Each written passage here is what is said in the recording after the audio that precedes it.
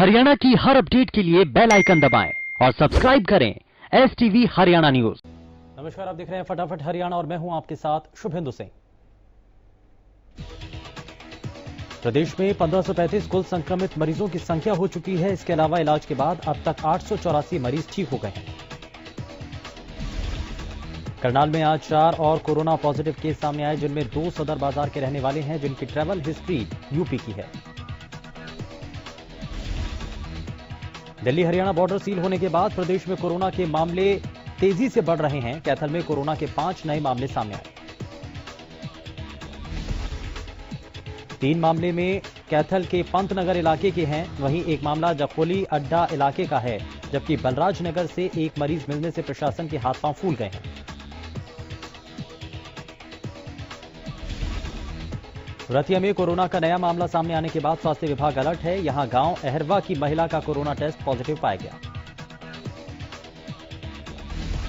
मामला सामने आने के बाद स्वास्थ्य विभाग की टीम महिला के घर पहुंची और महिला को अग्रोहा मेडिकल कॉलेज में बने आइसोलेशन वार्ड में भर्ती करवाया गया। स्वास्थ्य विभाग के अधिकारियों का कहना है कि संक्रमण को रोकने के लिए इलाके को कंटेनमेंट जोन घोषित कर दिया गया है।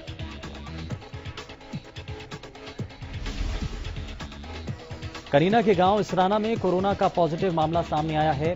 यहां सीआरपीएफ के जवान का कोरोना टेस्ट पॉजिटिव पाया गया। कोरोना का पॉजिटिव मामला मिलने के बाद विभाग की टीम हरकत में आई और संक्रमित जवान को नारनौल के कोविड वार्ड में भर्ती करवाया गया। उधर संक्रमण को रोकने के लिए इलाके को सैनिटाइज किया जा रहा है और बाहरी लोगों के आगमन पर भी रोक लगा दी गई है। प्रदेश में कोरोना के बढ़ते डराने वाले मामले अब साबित हो रहे हैं, जिसके बाद गृह मंत्री ने सख्ती दिखाई और दिल्ली से सटे प्रदेश के बॉर्डर को सील करने के आदेश दिए हैं। कोरोना के दिल्ली कनेक्शन को देखकर दिल्ली से सटे प्रदेश को बॉर्डर को सील कर दिया गया है और कल खुद गृह मंत्री ने सख्त आदेश दिए थे। गृह मंत्री अनिल विज ने कहा कि दिल्ली के साथ लगते बॉर्डर पर जरा भी ढिलाई ना बरती जाए, इसके आदेश दिए गए हैं। हरियाणा में कल कोरोना के 123 मामले सामने आए थे, जिसके बाद स्वास्थ्य विभाग की मुश्किलें बढ़ गई हैं। अनिल विज ने इन्हीं मामलों को देखकर बॉर्डर पर सख्ती के आदेश दिए हैं। हरियाणा में कोविड-19 के बढ़ते मामलों को देखते हुए एक दिन पहले ही गृह मंत्री अनिल विज द्वारा बॉर्डर सील किए जाने के आदेशों का असर आज सुबह ही दिखाई दे रहा है। कोटली बॉर्डर पर जरूरी सेवाओं से संबंधित ऐसे सैकड़ों वाहन पहुंचे जिनके पास ई पास नहीं थे। ऐसे में उन्हें बॉर्डर पर ही रोक दिया गया। वहीं पुलिस और चिकित्सकीय स्टाफ को भी ई पास के जरिए ही एंट्री मिली। यही कारण रहा कि कई बार बॉर्डर पर खींचतान की स्थिति बनी।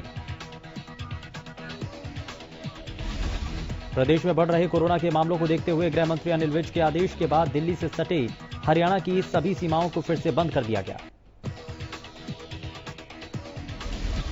फरीदाबाद बॉर्डर पर भी प्रशासन सख्त दिखा और दिल्ली से आने वाले लोगों को फरीदाबाद में एंट्री नहीं करने दी गई। इतना ही नहीं, दिल्ली से हरियाणा बॉर्डर में आने वाले लोगों के पास सख्ती से उनके पास चेक किए जा रहे हैं। बॉर्डर पर पुलिस तैनात है और बिना पास की गाड़ियों को वापस भेजा जा रहा है।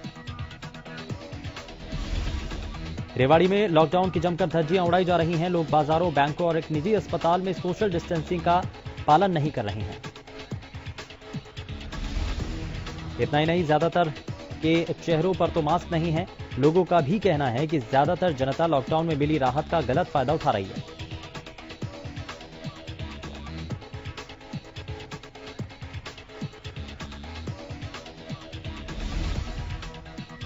सरकार ने लॉकडाउन में मनरेगा में काम की मंजूरी देकर मजदूरों की जिंदगी पटरी पर लाने की कोशिश की है, मगर कई जगहों पर अभी मजदूर तमाम तरह की मुश्किलें झेल रहे हैं। झज्जर में लॉकडाउन के बाद मजदूरों को बेरोजगारी का डर था, लेकिन सरकार द्वारा मनरेगा स्कीम के तहत मजदूरों को काम दिया जा रहा है। मजदूरों का कहना है कि 100 दिन के कार्य में परिवार के अगर 4 सदस्य काम करते हैं, 2 साल की अवधि में उन्हें महज 25 दिन का काम मिलता है और बाकी दिन वो खाली रहकर परिवार का पालन पोषण नहीं कर सकते। अब बात नारनौल की, जहां एक तरफ हरियाणा में मनरेगा के तहत काम दिए जाने की बात कही जा रही है, तो वहीं दूसरी तरफ नारनौल में अभी तक किसी को भी मनरेगा के तहत काम नहीं मिल पाया है। फतेहाबाद में रोजगार आम आदमी के लिए बहुत बड़ी चुनौती बन चुका है। लॉकडाउन के बाद से किसी भी हाथ के पास कोई काम नहीं। सबसे बड़ी समस्या रोजी रोटी की अब नजर आ रही है। नांगल चौधरी में लॉकडाउन के बीच मनरेगा मजदूरों की संख्या में इजाफा होने लगा है। गौरतलब है, देश में लॉकडाउन 4 के बाद गरीब मजदूरों की बिगड़ी स्थिति को संभालने के लिए सरकार ने मनरेगा के काम पर जोर दिया है। कंपनियां बंद होने के बाद मजदूरों को काम न मिलने का खतरा मंडराने लगा है, जिसके चलते अब सरकार की मनरेगा स्कीम उन गरीब मजदूरों के लिए कारगर साबित हो रही है। यही वजह है कि मनरेगा में काम करने के लिए मजदूरों की संख्या बढ़ने लगी है। युवा भी अब ग्राम पंचायत के मनरेगा कार्यों में अपना जॉब कार्ड बनवाकर काम कर रहे हैं। होडल के गांव सोंद के लोगों ने बिजली की समस्या को लेकर बिजली विभाग के कार्यालय में जमकर प्रदर्शन किया। महेंद्रगढ़ की मंडियों में सरसों खरीद के कथित घोटाले के मामले में गुरुवार को बड़ी कार्रवाई करते हुए सरकार ने जिला महेंद्रगढ़ की चारों मार्केट कमेटियों के सचिवों को सस्पेंड कर दिया। ये कार्रवाई हरियाणा कृषि विपणन बोर्ड के मुख्य प्रशासक IS जे गणेशन ने गुरुवार को की। इस दौरान डीसी ने भी देर रात इस बात की पुष्टि की कि जिले के चारों मार्केट कमेटी सचिवों को सस्पेंड कर दिया गया है। रादौर में आज सुबह सुबह अचानक मौसम ने करवट ले ली। तेज हवाओं के साथ आसमान में बादल छा गए और देखते ही देखते झमाझम बारिश शुरू हो गई। मौसम बदलने के साथ ही लोगों को चिलचिलाती गर्मी से राहत मिली है। ये बारिश धान की खेती के लिए फायदेमंद है, लेकिन टमाटर की खेती के लिए नुकसानदायक है। पिछले कुछ दिनों से पड़ रही भीषण गर्मी में बेहाल लोगों को गुरुवार शाम आई बारिश ने राहत दे दी। तेज आंधी तूफान के बाद बारिश आई, जिससे मौसम को खुशगवार हो गया है। तो वहीं दूसरी ओर बारिश से किसानों की फसलों को भी अच्छा फायदा हुआ है, जिससे किसानों के चेहरे भी खिले हुए दिखाई दिए। भवानीखेड़ा के गांव चांग में तेज आंधी के कारण गांव में लगे आरओ के प्लांट को लगभग 17 लाख रुपए का नुकसान हुआ। गुरुवार शाम 5 बजे के आसपास आई आंधी से आरओ प्लांट पूरी तरह से खत्म हो गया। वहीं दूसरी ओर तेज आंधी के कारण गांव चांग में लगभग 300 पेड़ गिर गए। पेड़ों के गिर जाने के कारण रोड जाम हो गया।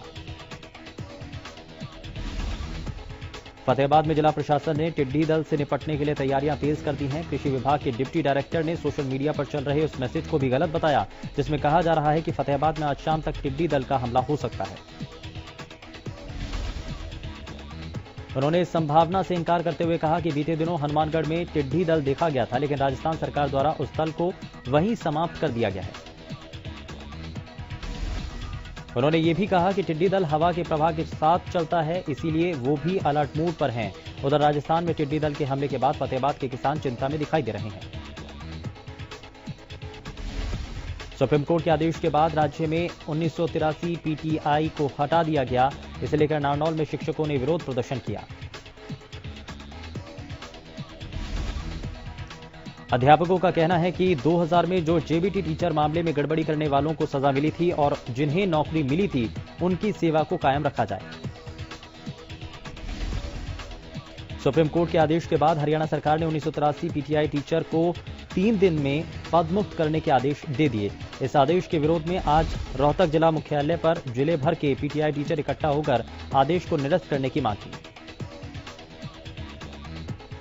दरअसल 2010 में भूपेंद्र सिंह हुड्डा सरकार के दौरान 1983 PTI टीचर की भर्ती हुई थी, जिसमें अव्यवस्थाओं का आरोप लगाते हुए सुप्रीम कोर्ट में कुछ अभ्यर्थियों ने रिट दायर की थी।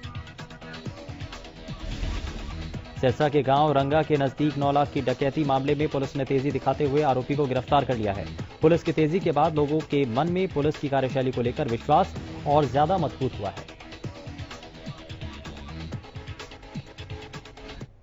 और यहां रुक रहे हैं एक छोटे से ब्रेक के लिए।